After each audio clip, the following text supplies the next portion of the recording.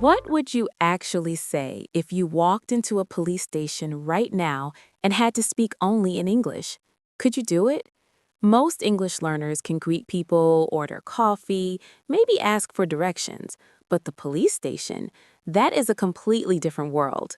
Today on Next Level English, we're going deep into that world, and by the end of this episode, you will have the exact chunks, vocabulary, and sentences you need to handle any situation at a police station in English. I am your host, Maya, and joining me as always is my partner, Tom. Hey everyone, really glad to be here today because this topic, honestly, it does not get covered enough in English learning. People study for years and still freeze up the moment they walk into a formal environment, like a police station. So Maya and I are going to change that today.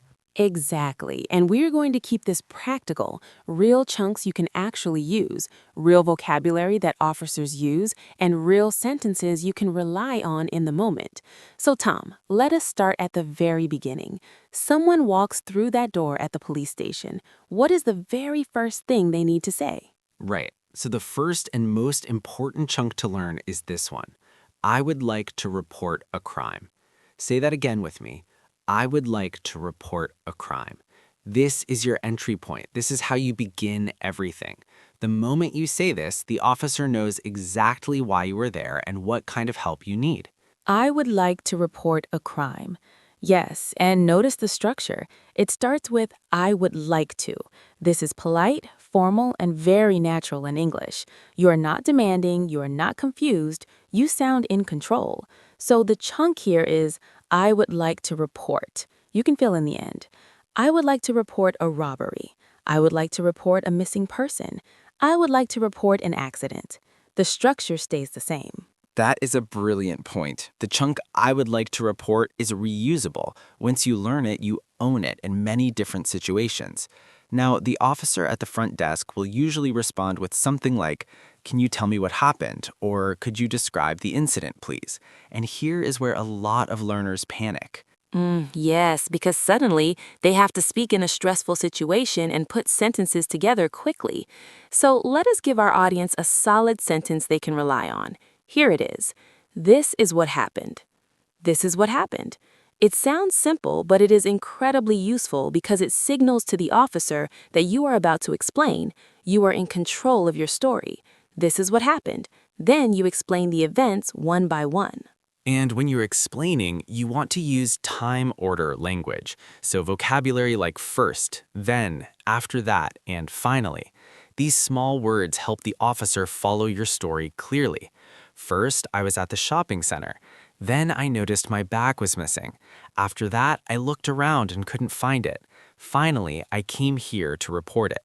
That is a clean, clear statement. First, then, after that, finally. Repeat those with me. First, then, after that, finally. This is your storytelling toolkit at the police station. Use these and your English will sound organized and professional even under pressure. Now, Maya, let's talk about some essential vocabulary because the police station has its own language, and if you don't know the words, the conversation gets very difficult very fast.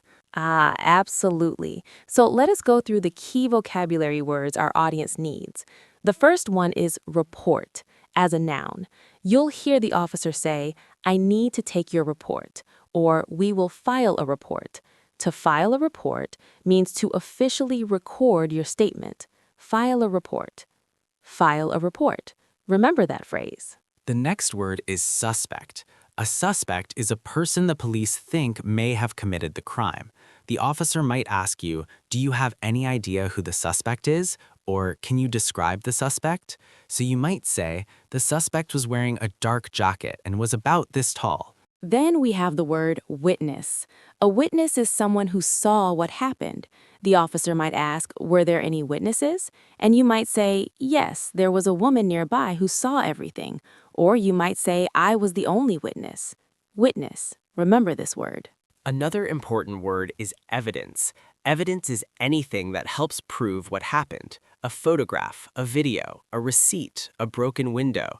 The officer might say, do you have any evidence to support your statement? And you could say, yes, I have photos on my phone, or yes, I have the receipt from that day. Evidence. evidence. So our key vocabulary so far is report, suspect, witness, and evidence. Tom, what else do our listeners need to know? The word statement is very important. When the officer takes your statement, they are writing down exactly what you say happened. You might hear, "I'm going to take your statement now," or "Please sign your statement at the bottom."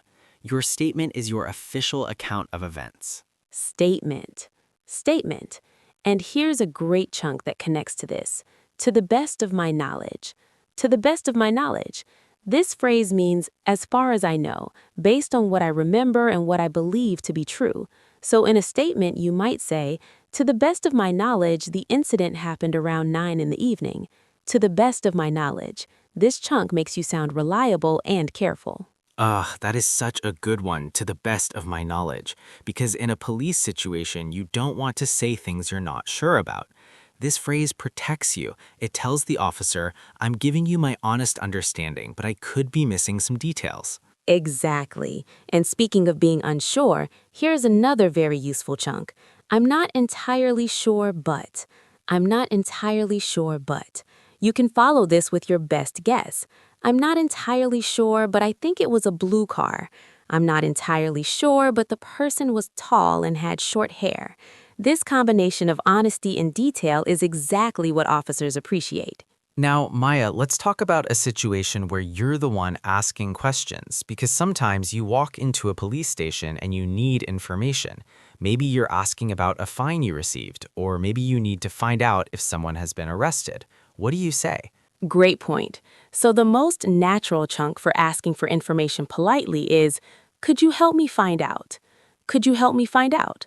For example, could you help me find out why I received this fine? Or could you help me find out if my car was towed? This chunk is respectful and direct. Could you help me find out? Yes, and this works because you aren't demanding, you're requesting. In formal English environments like a police station, how you ask is just as important as what you ask. Polite language opens doors. Now, Tom, let us talk about one of the most important situations. Someone gets stopped by a police officer on the street or in their car. What do they need to know? This is really important. So if a police officer stops you, the first thing you need to do is stay calm and be cooperative. The officer will usually say something like, "Can I see your identification, please?" Or, "Do you have your license and registration?" So you need to know those words: identification, license, registration. Identification means your ID, your passport, or any official document that shows who you are. License in this context means your driving license, and registration is the official document for your vehicle. So if an officer asks, the response is very simple. Of course, here you go. Of course, here you go. This is polite, cooperative, and natural. Of course, here you go. Of course, here you go. Simple and powerful. Now, the officer might ask you a few questions. They might say, "Do you know why I stopped you?" And here is a key piece of advice. You do not need to guess or apologize right away. A natural and safe answer is, "I'm not sure. Could you tell me, please?" I am not sure. Could you tell me, please? I am not sure. Could you tell me, please? This answer is honest, it is calm, and it invites the officer to explain.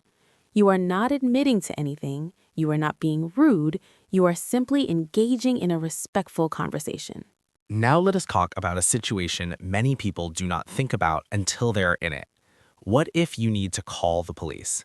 What do you say on that phone call? Ah, yes. So in an emergency, you call 911 in the United States or 999 in the United Kingdom. The operator will answer and say, "What is your emergency?" And you need to respond quickly and clearly. Here is the chunk you need. There has been a, there has been a, then you add the emergency. There has been a robbery. There has been an accident. There has been a break-in.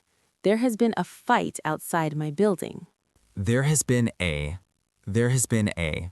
This chunk works because it tells the operator the type of emergency immediately. Then they will ask for your location, and here's a useful sentence. I am at, and then your address or location. I'm at the corner of Main Street and Park Avenue.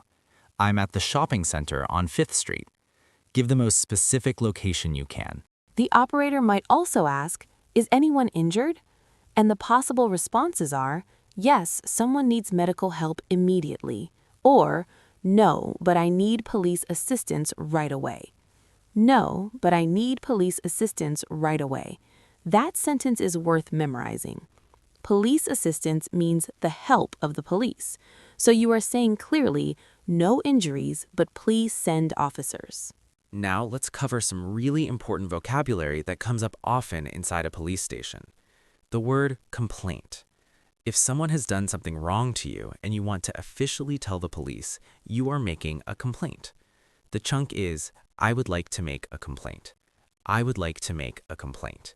You might say this about a neighbor, about a business, or about any situation where you feel wronged. I would like to make a complaint. I would like to make a complaint. And after you say this, the officer will ask you to explain. So remember your storytelling toolkit from earlier. First, then, after that, finally. Use those to explain the situation step by step. Another key vocabulary word is fine. A fine is money you must pay as a punishment. You might receive a fine for parking in the wrong place or for speeding. If you receive a fine and want to question it, you can say, I would like to appeal this fine.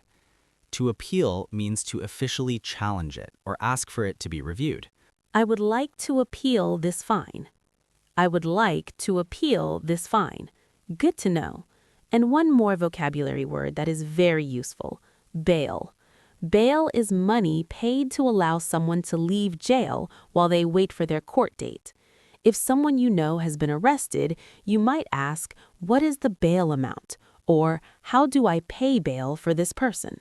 What is the bail amount? What is the bail amount? That sentence could be really important in a serious situation. Now, let us wrap up today with one final, very important chunk. This is for any moment when you feel confused, overwhelmed, or when you simply do not fully understand what the officer is saying. Oh, yes. And this happens. Even fluent speakers sometimes need clarification in stressful situations. So here's your lifesaver chunk. I want to make sure I understand correctly. I want to make sure I understand correctly. You say this and then repeat back what you heard. I want to make sure I understand correctly. You are saying I need to come back tomorrow with the documents. Is that right? I want to make sure I understand correctly. This chunk does two things. First, it tells the officer you are paying close attention. Second, it gives you a moment to confirm the information before you act on it. Use it freely. There's nothing wrong with wanting clarity, especially in a legal or official environment. Absolutely nothing wrong with it. In fact, officers appreciate it when people take the time to confirm what they heard. It makes the whole process smoother for everyone. So, Tom, let us do a quick summary for our audience before we close out. Let's do it. So today we covered some essential chunks. I would like to report a crime. This is what happened. To the best of my knowledge. I'm not entirely sure, but could you help me find out? There has been a. There has been a. I would like to make a complaint.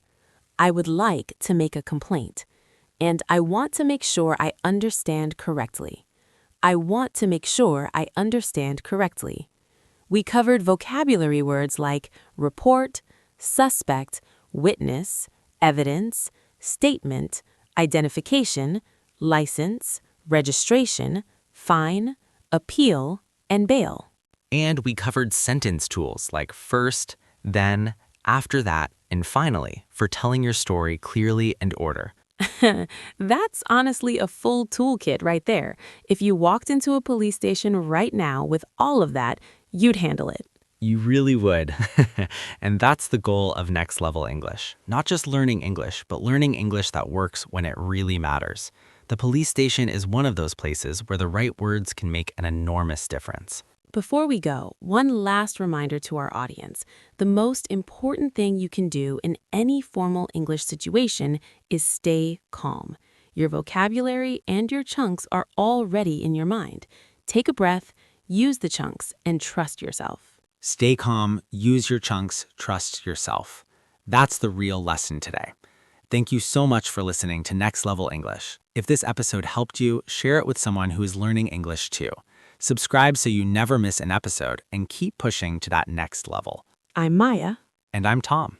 We'll see you in the next one. See you there.